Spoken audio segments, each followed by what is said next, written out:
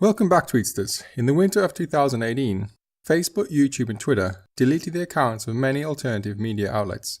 Among those wiped out in the coordinated purge were popular sites that scrutinized police brutality and US intervention, like the Free Thought Project, Anti-Media, and Copblock, along with the pages of journalists like Rachel Blevins.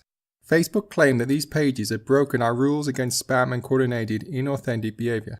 However, the sites like the Free Thought Project were verified by Facebook and widely recognized as legitimate sources of news and opinion. John Vibes, an independent reporter who contributed to Free Thought, accused Facebook of favoring mainstream sources and silencing alternative voices. Less than 3 weeks after Clinton's defeat, the Washington Post's Craig Timberg published a dubious source report headlined, "Russian Propaganda Effort Helps Spread Fake News."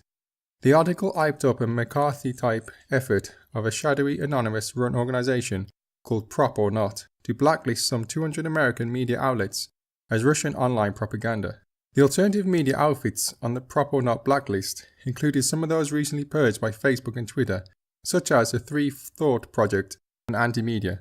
Among the criteria Prop or Not identified as signs of Russian propaganda were support for policies like Brexit and the breakup of the EU and Eurozone, and opposition to Ukrainian resistance to Russia and Syrian resistance to Assad. Prop or Not called for formal investigations by the US government into the outlets it had blacklisted. A new and seemingly related initiative appeared out of the blue, this time with backing from the bipartisan coalition of Democratic foreign policy hands and neocon never-Trumpers in Washington, called the Alliance for Securing Democracy. The outfit aimed to expose how supposed Russian tweet bots were infecting American political discourse with diversive narratives. The initiative was immediately endorsed by John Podesta, the founder of the Democratic Party think tank, the Center for American Progress. Julia Loft, the Atlantic's chief Russiangate correspondent, promoted the bot tracker as a very cool tool. Unlike Prop or Not, the ASD was sponsored by one of the most respected think tanks in Washington, the German Marshall Fund. Another application in the elite's arsenal of media control is NewsGuard, technologies which describe itself as simply a news rating agency.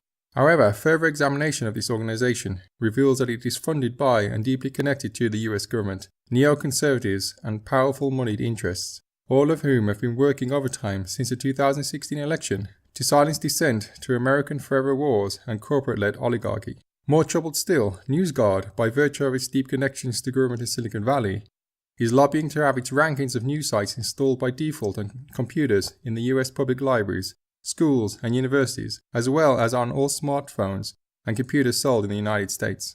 In other words, as NewsGuard's project advances, it will soon become almost impossible to avoid this neocon-approved news site's ranking system on any technological advice sold in the United States. Worse still, if its efforts to quash dissenting voices in the US are successful, NewsGuard promises that its next move will be to take its system global. NewsGuard has received considerable attention in the mainstream media of late, having been the subject of a slew of articles in the Washington Post, The Hill, the Boston Globe, Politico, Bloomberg, Wired, and many others just over the past few months.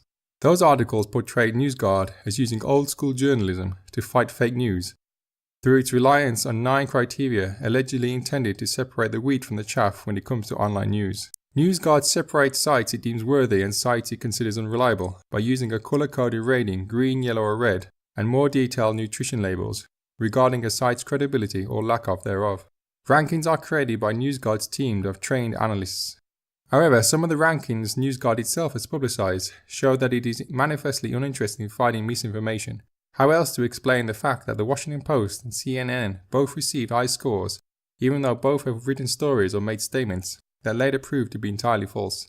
The Washington Post, whose $600 million conflict of interest with the CIA goes unnoted by NewsGuard, has also published false stories since the 2016 election, including one article that falsely claimed that the Russian hackers had tapped into Vermont's electrical grid. It was later found that the grid itself was never breached and the hack was only an isolated laptop with a minor malware problem. Yet such acts of journalist malpractice are apparently of little or no concern to NewsGuard when those committing such acts are big-name corporate media outlets. Notably, NewsGuard has a powerful partner that has allowed it to start finding its way into public library and school computers throughout the country. As part of its new Defending Democracy initiative, Microsoft announced last August that it would be partnering with NewsGuard to actively market the company's ranking app and other services to libraries and schools throughout the country.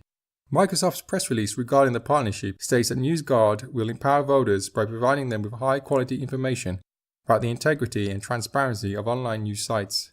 NewsGuard, for its part, seems confident that its app will soon be added by default to all mobile devices. On its website, the organization notes that NewsGuard will be available on mobile devices when the digital platforms such as social media sites and search engines or mobile operating systems add our ranking and nutrition labels directly.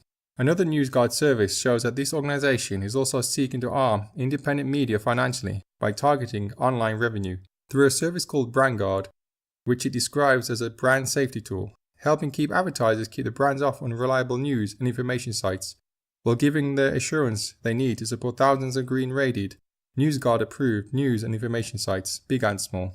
However, NewsGuard and its agenda of guarding the establishment from criticism can be stopped by supporting independent media and unplugging from social media sites committed to censorship, like Facebook and Twitter. We can strengthen the independent media community and keep it afloat despite the unprecedented nature of these attacks on free speech and watchdog journalism. Beyond that, a key way to keep NewsGuard and those behind it on their toes is to hold them to account by pointing out their clear conflicts of interest and hypocrisy, and by derailing the narrative they are carefully crafting that NewsGuard is non-partisan, trustworthy, and true guardians against a scourge of fake news.